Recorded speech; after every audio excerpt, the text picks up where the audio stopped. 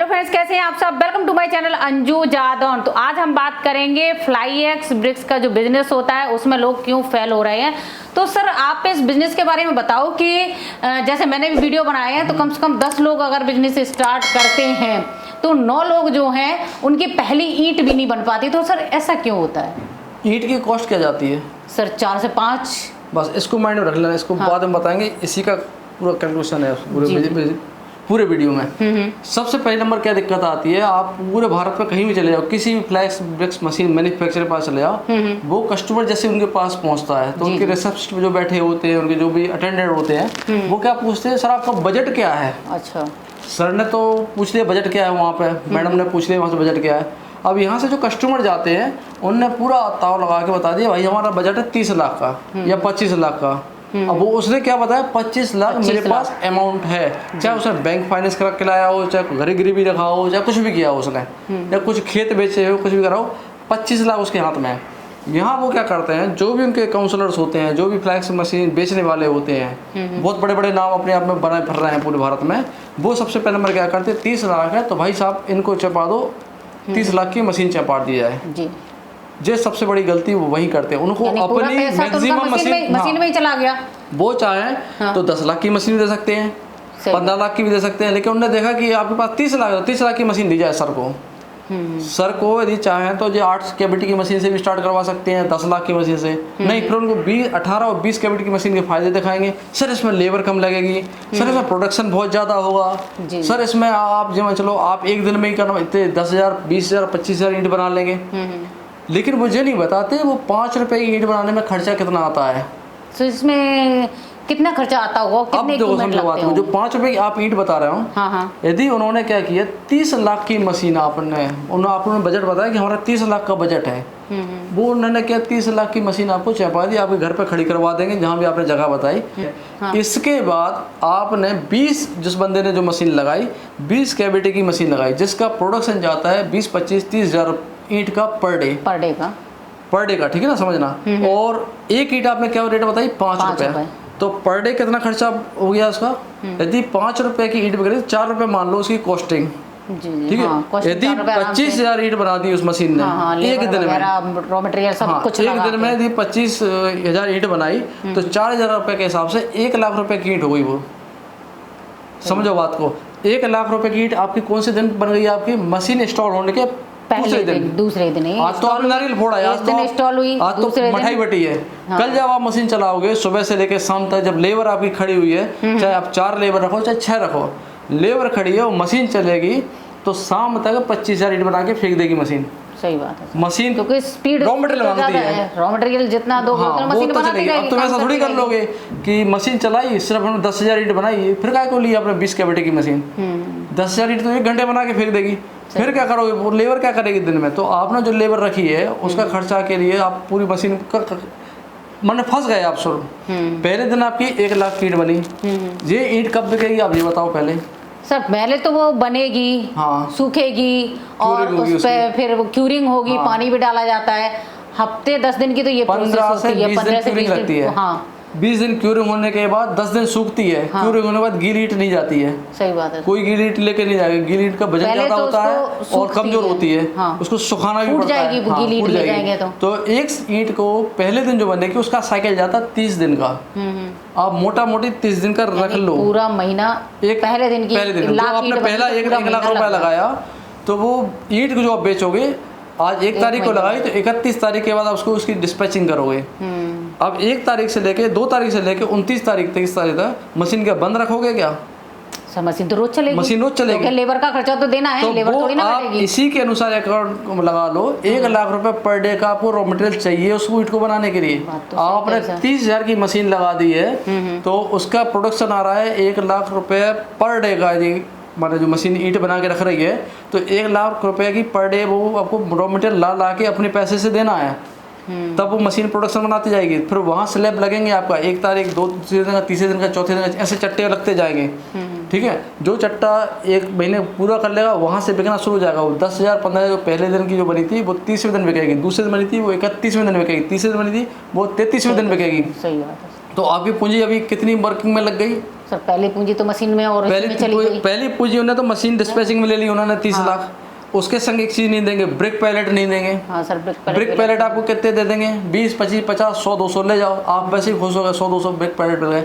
अब आप जो सोचो कि हम 30 दिन मशीन चलेगी, हर महीने लेबर का भी देना है, हर नहीं 30 दिन मशीन चलेगी तो 1 लाख पर डे की ईंट के हिसाब से आपके 30 लाख तो ये हो गए यहाँ पे जी। और ब्रिक पैलेट पे कम से कम आपको 8 से 10 दिन रखनी पड़ेगी ईंट को, एकदम नहीं उठा पाओगे, 2 दिन 3 दिन 4 दिन तो रखोगे।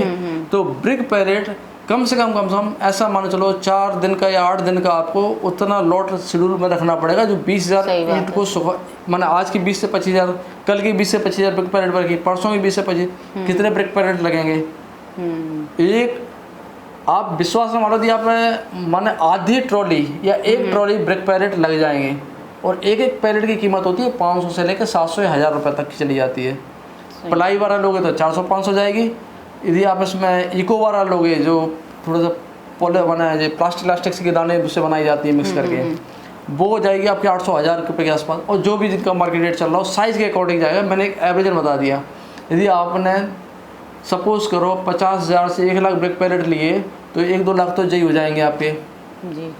सीधा ये तो मिनिमम है। 1 लाख ब्रिक पैलेट को कुछ पता नहीं चलेगा कहाँ चलेगा। एक ब्रिक पैलेट पे कितनी ईंट निकलेंगी? 20 ईंट हैं। यदि आपकी मशीन 25,000 निकाल रही है पर डे, 1250 ब्रिक पैलेट आपको पहले दिन ही लग जाएंगे। 1250 7 दिन के ब्रिक पैलेट आपको कम से कम 7,000 ब्रिक पैलेट से 10,000 ब्रिक पैलेट चाहिए। तो यदि 1,000 ब्रिक पैलेट यदि आप 1 लाख के खरीद रहे हो तो मैं 7 दिन के भी आपको गिनवा दूँ तो 7 दिन के ब्रिक पैलेट आपको 10 से 12 लाख रुपए के लग जाएंगे। अब आपके क्या लगे? 30 लाख की मशीन हो गई, 30 लाख के आपका रॉ मटेरियल हो गया जो आपका फंस गया अभी आपको बना के रखना। 30 लाख रॉ मटेरियल हो गया, कम से कम 10-12 लाख के ब्रिक पैलेट हो गया, कितना हो गया? 70-72 लाख। इसके बाद 8 लाख आपकी लेबर लग जाएगी पूरी, कम समथिंग लेबर और लाइट और अदर खर्चे पूरे महीने भर के। तो 80 लाख के आसपास ये आपका पूरा 1 महीने का सेटअप चालू करने का हो गया। आपने क्या बोला था फैक्ट्री और उसके मैंने जब मशीन मैन्युफैक्चर के पास गए थे, आपको बजट क्या है? हमारा 30 लाख का बजट 30 लाख का बजट है। उतने में मशीन वगैरह मैक्सिमम में मशीन दे दी। ये वो गलती करते हैं, बाकी का पैसा आप कहां से लाओगे? वो अपना प्रॉफिट देखते हैं। उन्हें लगा कि 30 लाख है तो बंदे से 30 लाख झंड लो। वो उसे ये देखना चाहिए यदि बंदे के पास 30 लाख है तो 5 लाख की मशीन 5 लाख की मशीन देखें, 4 कैविटी की मशीन दे दो, 6 कैविटी की मशीन दे दो, बस इससे ऊपर की जरूरत नहीं है। पैलेट भी कम लगेंगे, ईंट कम बनने दो, कोई दिक्कत नहीं है। आप डबल मशीन कर लेना, पहले आप सेल तो निकालो। सही बात है, सेल भी निकालो, बिजनेस बंद ना हो, मशीन बंद ना हो। आपके पास रॉ मटेरियल पैसा नहीं बचेगा तो क्या कर लोगे? इसीलिए रॉ मटेरियल का पैसा और लेबर को देने के लिए। अब आप आज अपनी बाइक उठाओ, कार उठाओ, जो भी आपके घर में है, अपने शहर के सारे आउट एरिया में चले जाओ जहाँ जहाँ ये मशीनें लगी हैं। मोस्टली मशीनें आपको बंद मिलेंगी इसी कारण से, क्योंकि रॉ मटेरियल के पैसा नहीं है उनके पास। और ऊपर से जो 31वें दिन जो आपने पहली 25,000 जो ईंट सेल करोगे उसकी भी गारंटी नहीं होती वो पैसा आपके हाथ में तुरंत आ जाए। हो सकता है वो 8 दिन बाद आए, हो सकता है 10 दिन बाद आए वो पैसा। यदि कोई बड़ा टेंडर वाला है, ठेकेदार है, वो महीने महीने बर्बाद देंगे। आप तो ईंट की सप्लाई देते रहो। तो ऐसे वो तो मैंने बता दी, एक दिन मैंने यदि आपको कोई भी 31वें दिन यदि आपको 1 लाख रुपए नगद दे जाए तो वो 25,000 ईंट आपकी बिकेंगी। यदि कोई उधारी में ले गया, कहीं कॉन्ट्रैक्ट में दे दी तो और आप लगा लो कि 15 से 20 दिन की आपकी गई, तो 15 से 20 दिन और लगा लो। मैंने अभी हमने बताया था 30 दिन का 30 लाख का मटेरियल लगा है।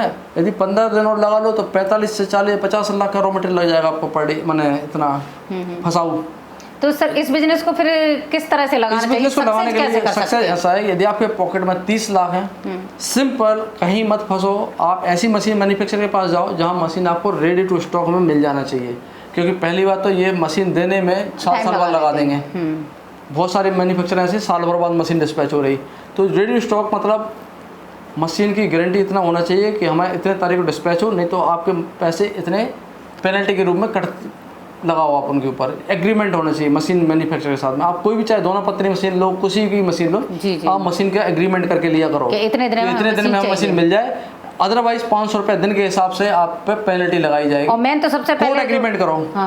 उसका कोड एग्रीमेंट करो। हर मैन्युफैक्चरर आप यदि 5,000 की मशीन ले रहे हो, 10,000 की ले रहे हो, 25,000 की मशीन ले रहे हो, आप कोड एग्रीमेंट करो हमें कितने दिन में आप मशीन दे रहे हो। हम 2 दिन और दे रहे हैं, 2 दिन के बाद यदि मशीन डिले होती है तो 500 रुपये, 1000 रुपये, वो जो भी है मशीन की कॉस्ट है। यदि मशीन 30 लाख की है तो पर डे का 50,000 का पेनल्टी लगाओ आप। सही बात है सर। भाई जब सरकार लगाती है रोड बनाने वालों पे, कोई भी कॉन्ट्रैक्टर पे लगाती है, जितने बड़े ब्रिज बनते हैं, सही बात है, तो मशीन वालों पे भी लगना चाहिए। मशीन वालों पे लगाओ, क्योंकि बहुत सारे लोग होते हैं कि लोन वगैरह लेकर पैसा उठाते हैं, तो उनको तो ब्याज देना है ना, उनका ब्याज चालू हो गया, तो सामने वाले को दे रहे हैं पैसा। तो सबसे पहले यदि आपको बजट 30 लाख का है तो आप 5 से 7 लाख की मशीन लेनी है, फिर आप बिजनेस शुरू करो, आपका बिजनेस अपने आप रन कर जाएगा। वो भी आप ऐसा मान चलिए रन नहीं कर जाएगा आपको, फिर भी आप जैसे मान लो 8 कैविटी की मशीन ले ली, 4 की ले ली, तो बिल्कुल आप बाउंड्री लाइन पे जाओगे। आप बाउंड्री लाइन मतलब आपको 30 दिन के बाद वो जो पहले दिन की ईंट है वो बिक जाना चाहिए कैश में, नहीं तो आपकी लेबर, आपकी मशीन, आपका रॉ मटेरियल, मार्केटिंग अच्छी करो, सब बंद हो जाएगा। मार्केटिंग अच्छी करो, माने आपका, और जिनको दो वो भी जेन्युइन हो, यानी पैसा आपको मिल जाए, नगद पैसा। तो सबसे बड़ी गलती करते हैं मशीन मैन्युफैक्चरर आपके संग गेम कर जाते हैं। उनका एक ही मोटो होता है कि आपके बजट क्या पूछा उन्होंने, और बजट के अकॉर्डिंग पूरी की पूरी रेट की मशीन आपको सेल कर दी जाती है। वो ये नहीं बताती कि भाई मशीन लेने के बाद आपको 30 दिन का रॉ मटेरियल भी आपको रख के चलना पड़ेगा, है 30 दिन का आपको ब्रिक्स पैलेट भी रखने पड़ेंगे, 30 दिन की से 45 दिन की आपको लेबर चार्ज भी रखना पड़ेगा, बिजली का बिल भी रखना पड़ेगा, ट्रांसपोर्टेशन भाड़ा जो और भी अदर खर्चे वे भी सब रखने पड़ेंगे। तो कायदे से जो आपके पास बजट है उस बजट का सिर्फ 10 से 15% कॉस्ट की ही मशीन आप लगाओ, बजट के से 10 से 15% कॉस्ट की मशीन, और तब आपके पास पैसा बचेगा, सरप्लस में थोड़ा बहुत बाउंड्री वॉल पे आप रहोगे, तब आप बिजनेस को चला पाओगे। तो फ्रेंड्स, आपने अभी सर से सुना फ्लाईएक्स ब्रिक्स बिजनेस के बारे में कि क्यों लोग इस बिजनेस में फेल हो रहे हैं। तो सर ने जिस तरह से बताया, इस तरह से अगर आप अपना बिजनेस स्टार्ट करते हैं तो आपको जल्दी ही बिजनेस आपका सक्सेस हो जाएगा। तो आज के लिए बस इतना ही रखते हैं, मिलते हैं कुछ नए बिजनेस आइडिया में, तब तक के लिए take care, bye bye, make in India और हैव अ नाइस डे।